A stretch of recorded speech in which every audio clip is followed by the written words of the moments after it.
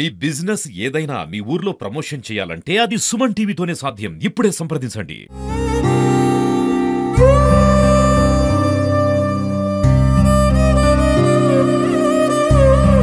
అది అర్థం అవ్వట్లేదు సార్. ముందడిగెట్టి అలా అర్థమైతలేదు. చాలా భయం అవుతుంది. మాకు కూడా ఇద్దరే ఉండాలంటే. సుమన్ టీవీ ద్వారా నేను ముందుకు వచ్చిన సార్. మీరే ఏదైనా ఒక సహాయం చేయగలరని కోరుకుంటున్నా సార్. నేను చిన్నతనంలోనే తల్లిదండ్రుల ఆసరణ కోల్పోయి అనాథగా మారిన ఈ యువతి తనకంటూ ఓ కుటుంబం ఉందని వివాహ జీవితంలో అడుగుపెట్టింది. కానీ విధి ఆడిన వింత నాటకంలో తన భర్తను కూడా ప్రస్తుతం కోల్పోయి తన 3 ఏళ్ల పాపతో మరోసారి అనాథగా మారింది. అసలు కన్నీళ్లు పెట్టిస్తున్న ఈ పుష్ప అసలు కథను తెలుసుకుందాం. దినగాథను ఆపన్న అస్తం కోసం ఆమె ఎదురు చూస్తున్న పరిస్థితి ఉంది. ఆమె కేవలం ఆమెకంటూ ఎవరూ లేరు. ఆ కుటుంబ తల్లిదండ్రులు లేరు. కట్టుకున్న భర్తను కోల్పోయింది. అత్తమామలు కూడా లేరు. కేవలం 3 ఏళ్ల పాపతో బిక్కుబిక్కుమంటూ ఈ ఇంట్లోనే గడుపుతున్న దుఃఖసాగరంలో ముని తేలిన ఈ పుష్ప యొక్క దినగాథను తెలుసుకుందాం. ఆమెతో మాట్లాడదాం. చెప్పమ్మా, ఏంటి అసలు ఎక్కడ మీది, ఏ ఊరు? అసలు మాది హైదరాబాద్ సార్. నేను చిన్నప్పటి నుంచి హాస్టల్లో పెరిగిన సార్. నా పేరు కూడా పెట్టింది ఆలే శారద అని. 3 ఏళ్ళు ఉన్నప్పుడే, నేను చిన్నగా ఉన్నప్పుడే రైల్వే స్టేషన్లో వదిలేసారు సార్.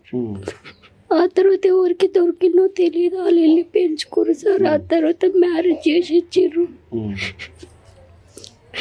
ఆ తర్వాత మంచిగానే ఉంటాడు అనుకున్నా సార్. అప్పుడు నేనేం చెప్పబెట్టకుండానే ఊరేసుకొని చనిపోయారు. ఎన్ని రోజుల క్రితం చనిపోయిండు? మంచిగా చూసుకునేవాడు ఆయన ఉన్నప్పుడు మిమ్మల్ని?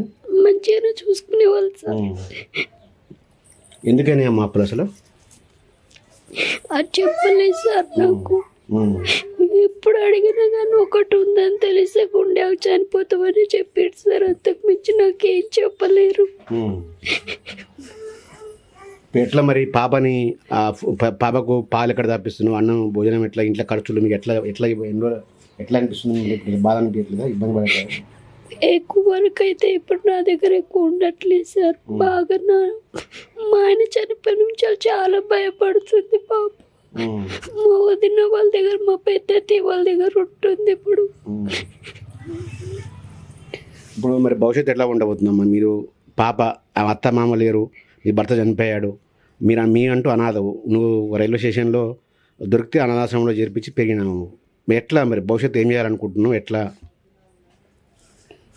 అది అర్థం అవ్వట్లేదు సార్. ముందడిగెట్టి అలా అర్థమైతలేదు. చాలా భయం అవుతుంది. మాకు కూడా ఇద్దరే ఉండాలంటే. ఏదైనా పని వచ్చా నీకు? మొన్నటి వరకు వంట పనులకు వెళ్ళినా సార్. అది మించి నాకు వేరే పనులు ఏం రావు. మా పాపకు మీరు ఏదైనా ఒకటి దారి చూపించండి సార్.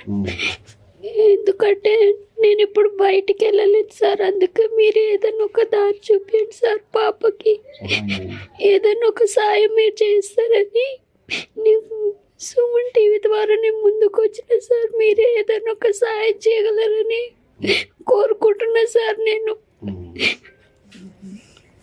వాళ్ళ సంబంధ బంధువులతో కూడా మాట్లాడదాం. అసలు ఏంటి వీళ్ళ కుటుంబ పరిస్థితి ఇంతగా దిగజారడానికి కారణం ఏంది? అసలు ఈమె ఫ్యూచర్ ఏమి ఉండబోతుంది? వాళ్ళ సహకారం ఏమైనా ఉంటుందా అనే విషయాలపై వాళ్ళ బంధువులు ఉన్నారు, వాళ్ళతో మాట్లాడదాం. చెప్పమ్మా, అసలు ఏంటి పుష్ప పరిస్థితి చూస్తుంటే వాళ్ళ దారుణంగా ఉంది. కన్నీళ్ళు వస్తున్నాయి. ఏంటి పరిస్థితి? సార్ ఆమె పరిస్థితి ఏంటంటే 3 years ఆమె పుట్టినప్పుడు 3 years కాగానే వాళ్ళ తల్లిదండ్రులు ఎవరో తెలియదు రైలు పట్టాల మీద వదిలేసిపోయారు. ఎవరో ముందుకొచ్చి ఆమెను చూసి తీసుకొని వెళ్ళి హాస్టల్లో ఉంచి 12 చదివిపించి ఒక పెళ్ళిడికి వచ్చేంతవరకు హాస్టల్లో పెట్టిరు. ఈమెకి బయట ప్రపంచం అంటూ తెలియదు. ఎందుకంటే వాళ్ళు టైంకి ఒక ముద్ద పెడుతురు, అలా చదువుకుంటుంది, పండుకుంటుంది. తర్వాత ఎవరో నాలాంటోళ్ళు నీలాంటోళ్ళు చూసి ఇక్కడ సంబంధం ఉంది అని చెప్పి మా తమ్మునికి ఇచ్చి మేము చేసినాం పెళ్ళి. బ్యాడ్ లక్ ఏంటి అని అంటే వాడు రీసెంట్గా మా పిన్ని చనిపోయింది. 2 months అవుతుంది. అప్పులైనాయి బాగా. వాడు మన మొబైల్ షాప్ పెట్టి లాస్ అయిండు. ఏం పని చేయలేకపోతున్నాడు.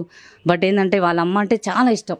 ఆ ఎమోషనల్ తట్టుకోలేక తను అప్పులైనాయి. ప్రతిరోజు కూడా 2-3 రోజులకు ఒకసారి కాస్టం దగ్గరికి వెళ్ళి, అమ్మ నేను నీ దగ్గరికి వస్తా, నాకు అప్పులైనా, నా పరిస్థితి బాగలేదు, నేను పిల్లలు చాలలేకపోతున్నా అని అక్కడ కాస్టం దగ్గర కూర్చొని కూడా ఏడ్చుకుంటూ వచ్చి రోజులు తట్టుకోలేని పరిస్థితిలో వాడు ఊరి పెట్టుకొని చనిపోయిండు. సరిపోయినోడు ఎట్లాగా పోయిండు పాపం. ఈ అనాథ సార్ తను 3 years నుంచి అనాథ అయిపోయింది. తన బిడ్డ కూడా అనాథ అయింది. ఎవరన్నా తనకి ఒక హెల్ప్ చేస్తే ఆమె బయటికి వెళ్ళి కూడా ఏమైనా పని చేసుకొని బతికే పరిస్థితి కూడా తనకు లేదు. ఈ సుమన్ టీవీకి నేను ఒకటే కోరుకుంటున్నాను సార్, ఆ పిల్లని మంచిగా చదివిపించి ఈ అమ్మాయికి ఏదన్నా జీవనాధారం చూపించి ఆమె కనీసం ఇళ్ళల్లో పని చేయడానికి కూడా మాటలు రావు సార్. మీకు అర్థమైపోతుంది తన బాధ ఏంటో. ఎందుకంటే ఆ చిన్న పాప ఇప్పుడు హాస్టల్కి తీసుకెళ్తా అంటున్నారు వాళ్ళు. కాకపోతే తనేమంటుందంటే, నేను 3 years నుంచి అనాథగా పెరిగిన హాస్టల్లో, నా బిడ్డ అనాథగా పెరగకూడదు, నాకు అంతో ఇంత ఇక్కడ బలగం ఉంది, ఆ బలగంలో నా బిడ్డను పెంచుతా, నా బిడ్డ నేను అనాథ చెయ్యను అని వాళ్ళు వచ్చి బదిలాడినా కానీ నేను వెళ్ళనని చెప్పి మొండి పట్టి ఇక్కడే ఉంటా అని చెప్పి తన ధైర్యంతో ఉంటుంది. కాబట్టి మనందరం కూడా ఏదో ఒక హెల్ప్ చేసి అమ్మాయిని, ఎంతో మందికి హెల్ప్ చేస్తున్నారు సార్. సుమన్ టీవీ ద్వారా నేను ఒకటే కోరుకునేది, ఆ అమ్మాయికి జీవనాధారం చూసి ఆ పిల్ల భవిష్యత్తుకి ఒక చదువుకి ఏదన్నా ఆధారం చూపించి ఆ అమ్మాయికి ఏదైనా సాయం చేయాలని చెప్పి మనస్ఫూర్తిగా నేను సుమన్ టీవీని కోరుకుంటున్నాను సార్. Thank you. ఇది ఈ పుష్ప దినగాథ. తను శిశువుగా ఉన్నప్పుడు రైలు పట్టాలపైన ఎవరో తీసుకెళ్ళి, మనసున్న మహారాజులు తీసుకెళ్ళి ఆమె అనాథాశ్రమంలో చేర్పించారు. అక్కడే పెరిగింది. కానీ తన కుటుంబం, తనకంటూ కుటుంబం ఉంది, తన వివాహం చేసుకుంది. కానీ తన సంతోషం ఎక్కువ రోజులు ఉండలేదు. కేవలం 2 సంవత్సరాలు మాత్రమే కుటుంబ సంతోషాన్ని గడిపి మరీ ఒకసారి విధి ఆడిన వింత నాటకంలో తిరిగి మరీ తన పాపతో సహా అనాథగా మారిపోయిన పరిస్థితి ఉంది. సో ఈ కన్నీళ్లు పెట్టిస్తున్న ఈ పుష్పగాథను మానవతామూర్తులందరూ కూడా పట్టించుకొని ఆమెకు తమ తోచినంత సహాయం చేయాలని కూడా సుమన్ టీవీ పక్షాన కోరుకుంటున్నాం.